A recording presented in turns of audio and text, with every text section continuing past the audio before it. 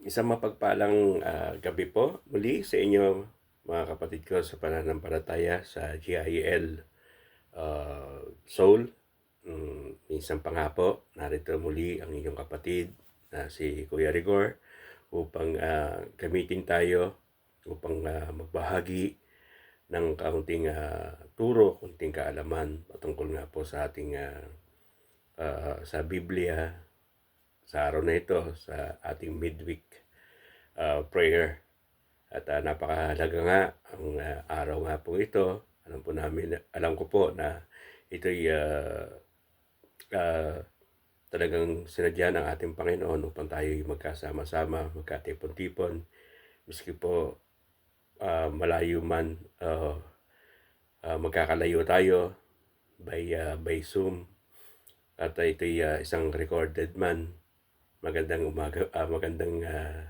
gabi pa rin po sa inyong lahat. Alam ko po na inuna niyo po ang pagkakataong ito upang tayo magkasama-sama at um, magbigay tayo ng kalakasan sa bawat isa.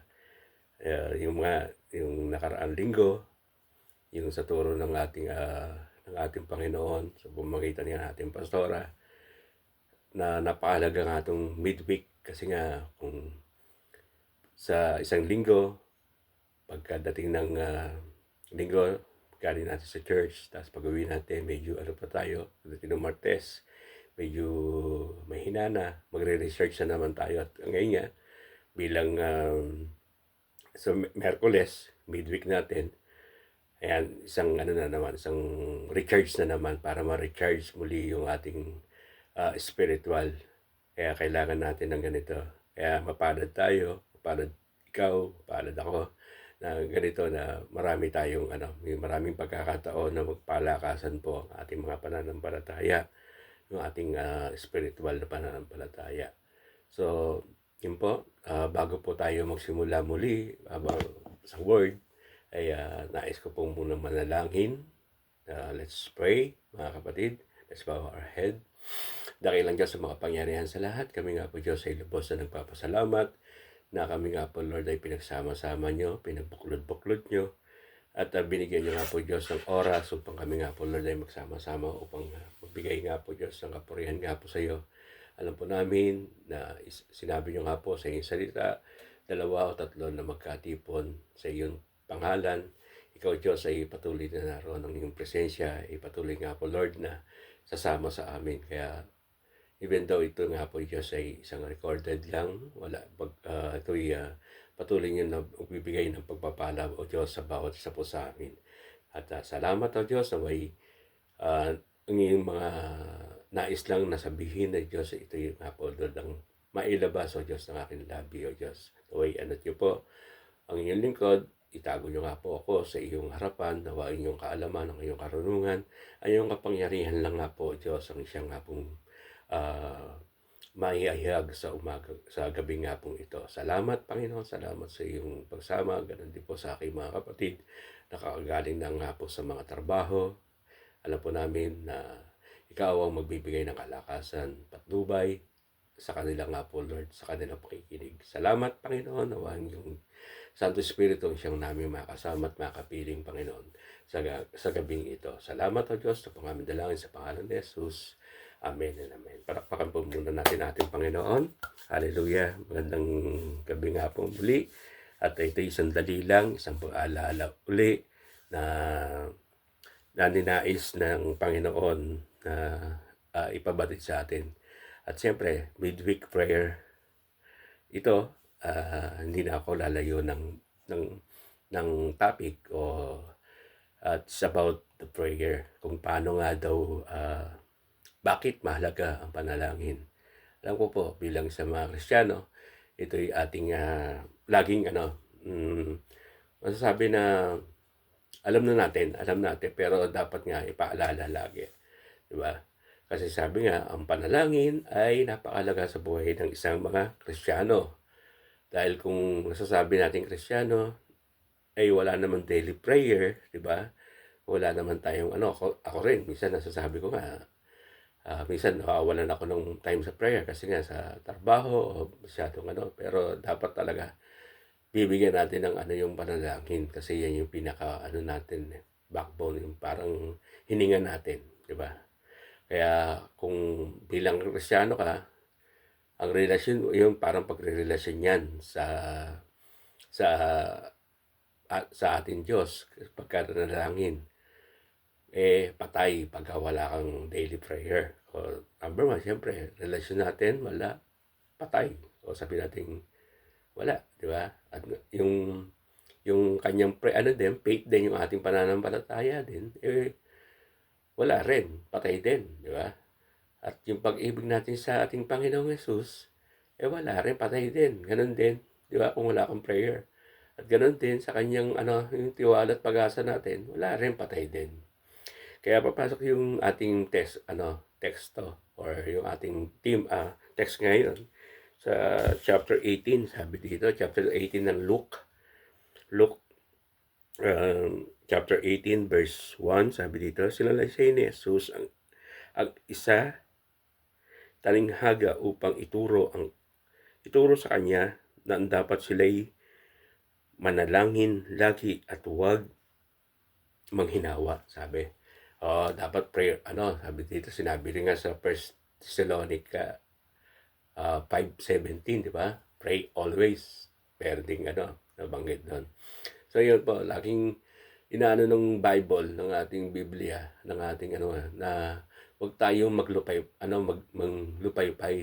Lagi tayong manalangin o walang patid, sabi. Yan yung inano natin sa itong Tagalog na na huwag tayo yung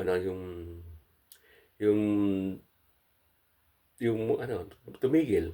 Talagang walang patid dapat ang ating panalangin kasi yung spiritual natin Kasi ang panalangin ay isang ay pasasalamat, 'di ba? Pasasalamat, papupuri. Tapos pagka tayo nagkakasala, paghingi natin ng tawad, ito yung nagbibigay din sa atin ng yung tawad at yung pagbibigay ng hinaing. Naghihinaing tayo, dumadaing daing sa ating Panginoong Hesus, 'di ba? Kaya meron lang pong madali lang po 'to. Kasi nga medyo pagka malaki yung yung record natin matagal, hirap i-upload sa kasi sa akin record. Hindi tayo makapag-live Hindi tayo kasi nga panggabi tayo, yung ating trabaho is panggabi. Diretso po tayo sa diretso yung panggabi po tayo. Kaya yon hindi natin So bibigyan ko may tatlong aral lang o tatlong bahagi itong aking pag-aaralan natin. So sabi, bakit mahalaga ang panalangin? Una, ang panalangin at pagtitiwala ay nagbibigay ng direksyon sa iyong landas na tinatahak at nagbibigay linaw sa pag-iisip.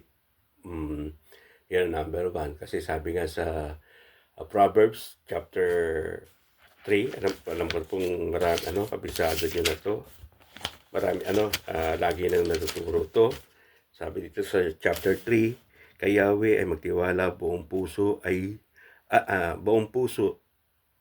at lubusan at huwag kang manangan sa sariling karunungan.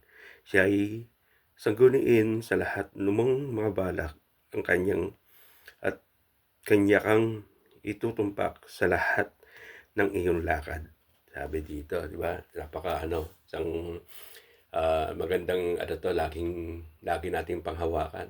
Di ba? Sabi, kung sa English, trust in the Lord with all your heart. Sabi, all your heart, there's a rely on what you think, remember the Lord is everything you do. And He will show you the right way. Tamang landas, kung tamang direksyon. Kasi baka, diba, dapat isinasangguni muna natin sa Panginoong Hesus. Tiyak na magiging linaw yung isip natin, yung direksyon. O kung tayo'y may mga pinaplano, may mga lakad-lakad, o merong Kasi kung hindi natin nasasabi sa Panginoon sa true prayer, nawawala ng direction yung landas natin. So napakalaga. Kaya ngayon nakikita nga natin itong nalalapit na anniversaryo ng ating simbahan ng GIL Korea na ika-20 20 years, 20 years na tayo na na na anniversaryo ng ating simbahan, lahat tayo yung nagpe-prayer fasting, ah, dinudulog talaga natin yung mga detalye, yung lahat ng kasi malayo man pa, 6 weeks na lang pala, almost 6 weeks na lang, talaga prepare na tayo ng nagpe-prepare tayo at sinasamahan na natin talaga ng panalangin. Kaya kung ang totoong Kristiyano ay nagtitiwala sa kapangyarihan ng Panginoon ay dapat ipag-pray ang anumang kanyang gagawin at hindi naghahaw panghawakan yung yung kanyang sariling kakayahan lang, kalakasan o kaisipan. Kasi yun laging natin, kaya naman yan, kaya natin yan, kaya ni Lord, kaya imbis na kay Lord, kaya ni Lord yan. Nagre-rely tayo sa sarili natin kasi yung mga plano natin, siyempre lagi natin dinudulog sa sa Panginoon. Kaya makikita nyo, lagi tayo mayroong mga pagpupulong, yung mga leader and yung mga pastors and almost lahat ng committee, weekly na halos yung yung mga meeting. So talagang binibigyan ng na masaayos ko yung mga problema, konting adjust na mga uniforme kasi ayaw natin yung apopong na o yung crush masyado na kaya ngayon pa lang or 1 month pa lang talagang pinababa na ito yung mga uniforme natin. Kaya hindi tayo yung gahol-gahol. Kaya nasa plano talaga at yon sinasama natin sa panalangin. Kaya napakahalaga nga ng ipanalangin ang lahat ng magagawin para magkaroon ng direksyon na yung tinatahak. May tamang amen po ba? Diba? Ganun din po sa ating mga buhay. Kaya makikita natin sa mga karakter sa Biblia, kay David, yung isang lingkod niya, para mapagtagumpayan niya yung mga laban, diba? Pinagpe-pray muna nila. So, napakalaga yon na magtiwala. Ipag-pray mo natin yung ating mga direksyon sa ating mga landasin. So, pangalawa, yun po yung una. Yung pangalawa po, ayan, ang panalangin ay nagbibigay ng tagumpay sa lahat ng ating mga plano. Ayan, sabi sa Proverbs 16:3, ask the Lord to bless your plan and you will be successful carrying them out. Diba? Lahat ng plano mo ay idalangin mo at italaga kay Jesus. Siya ang tagumpay nito. Kaya yung nasabi ko, nabanggit ko kanina, yung ating pinagpe-pray and fasting, ating dinudulog, lalo na sa nalalapit na anniversary ng ating simbahan, lahat yan, yung mga plano natin. Kasi pero Diyos pa rin yung magpapatupad, di ba? Kaya alam natin na magtiwala lang tayo, lang natin sa Panginoon yung ating plano, successful yung ating yung mangyayari. Kasi minsan, sabi nga, sa ating mga buhay, di ba? Meron tayong gusto, pero yung paraanan natin, di ba? Yung iniisip natin pero yun dapat ilagak natin sa Panginoon. Kasi siya yung magbibigay talaga ng katagumpayan. Siya yung magbibigay ng tamang tamang paraan. Kasi minsan tayo nagbi-business gusto natin mag-business. Ako lalo na ako gusto ko sabi ko, pinagpe-pray kang mabuti kung lolobin ng Panginoon na tayo'y makauwi na sa Pilipinas, yung tamang na para siyempre magkaroon ka rin ng income, yung hindi ka naman na galing kang abroad, di ba? Kaya inaano ko, ayoko maging palpakbay yung yung mga plano. Kasi pagka tayo sariling natin, minsan may nababasa nga tayo, may nakikita tayo sa Facebook na siya yung mga business ano nila na pagdating sa huli wala rin. So, may mga kakilala rin ako na gano'n, na plano ng plano or by sarili lang nila, nakikita natin yung ano ngayon na walang nangyari. Parang, I mean, hindi man walang nangyari at ano lang yung bang okey na bilang, nalugi rin. Hindi rin ano, kaya kung ano ba yung inaano ko, sabi ko, hindi kalooban ng Diyos na na ano yun siguro, yun yung nag-ano sa kanya, na hindi mo siguro pinag-pray mismo na kaya ako ano nga ako sabi ko, yung kaunting puhunan nga na naitatabi ba o na maiuwi natin, siyempre ang ano natin, mabigyan ng maayos din kasi alam naman natin yung sitwasyon nga sa Pilipinas kung sakali. Kasi nga, yun nga, una ako yung di pa naman ako Kristiyano, yung dating ko nga dito, na sabi ko 2 taon lang. Sabi tapos nung ano, nakalagpas na ng 2 taon, sabi ko puwede pa ano, 3 o 4, sabi ko. Tapos ayun, nag 10 taon, sabi ko puwede pa, ano pa, kasi nag-aaral pa yung mga bata. So wala nga, hanggang nung huli na, naano ko, sabi ko, "Lord, ikaw na bahala." Kasi pinano ko na sa kanya, ako nga nagplano pero wala. Kasi yun ang usapan namin noon na kung maaari, siyempre mahirap nga rin na nawala sa pamilya natin, yung ano, hindi kasama ang pamilya. Kaya siyempre, kaya sabi ko, Lord, kung ano na lang ang nais mo, kung nais mo pa na maglingkod ako sa iyo dito, gamitin niyo pa po ako. Kaya gano'n na lang. The same ano, nag-earn, kumikita, tapos yun nga, isang pagpapala na makapaglingkod pa tayo sa ating Panginoon. Amen po ba? Di ba? Kaya minsan na ano ko nga sarili ko, sabi ko, ano pa ba, ilang presidente pa pa yan. Akala ko last na yung na-impeach Si ano. Kasi ito ngayon, may panibago na naman palang presidente akong yung sa time ko dito, pag stay sa Korea. Kaya pang ilang presidente na. Kaya parang purihin po ng Panginoon. Kaya yun nga, lagi natin tatandaan na sa mga ano natin, mga plano natin, laging ang magbibigay ng katagumpayan sa ating plano ay ating Panginoon yun, sa pamamagitan nga ng panalangin.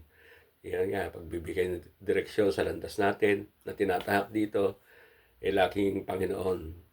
Panalangin natin yan sa Panginoon. At pangatlo, ito yung panghuli na, dito na tayo magtatapos mga kapatid, ang panalangin ay nagbibigay ng lakas upang mapagtagumpayan. Yan, mapagtagumpayan ang alin. Dito, marami pong mga tukso. Ayan, tukso. Tukso sa buhay. Sabi sa Matthew chapter 26, verse 41, keep watch and pray that you will not fall into temptation. The spirit is willing, but the flesh is weak. Minsan gusto kayang-kaya yan, pero hindi. Meron tayong kahinaan. Kaya, yun, nasabi ko nga na hindi natin yung sa sarili nating alakasan lang. Kung mahina-hina tayo sa prayer, siguro ang tukso ay laging nandyan sa atin. Nandyan. Kasi hindi naman para ba sa yung mga yung tumatak sa sa tubig. Kunyari rumaragasa yung tubig na gano'n. Hindi ka naman, ang lakas ng ragasa. Ang lakas yung kunyari sa baha, di ba? Pagka umano ka, malakas yung impact talaga sa iyo. Pagka kasi ikaw, tumataka ka kunyari sa mga ilaw o nagkakaroon ng baha. Pagka yung agos ng malakas, tapos mahina yung pananalangin mo, yun, magagapi ka. Kasi ang tukso nga parang yan parang sabihin natin napakalakas na force na para ikaw matipid. Para hindi ka maagos o matangay ng mga di ba? may panlaban ka, kailangan mo ng panalangin. Kasi yung mga kaya nga sabi ko napakapalad na nadala tayo dito. Kasi actually dito po ako nakakilala sa Panginoon. Isa po talagang cum laude tayo sa inuman, cum laude tayo sa kung saan ayoko ng ano, sa mga bisyo, baka ano pa si ano. Pero yan, napaganoan natin yon na mapalad tayo. Kasi through prayer din yun, prayer ng mga kapatiran ko noon na-save tayo. At nagkaroon ng direksyon, may tamang direksyon, may tamang landasin na po tayo. Kaya mga kapatid, inyo po, minsan ginagawa ng Panginoon, ng Panginoon ito, pinapaalala sa atin. Wag tayong manghinawa, wag tayong tumigil. Kalampagin natin, parang ano, no? Yung bang mag-usal lagi tayo ng manalangin, sumama tayo sa mga gawain na ganito, even though na hindi tayo nagkikita masyado kasi nga, sa sitwasyon. Pero nakapasilip-silip ako niya pag wala yung amo ko. Sumisilip-silip naman ako.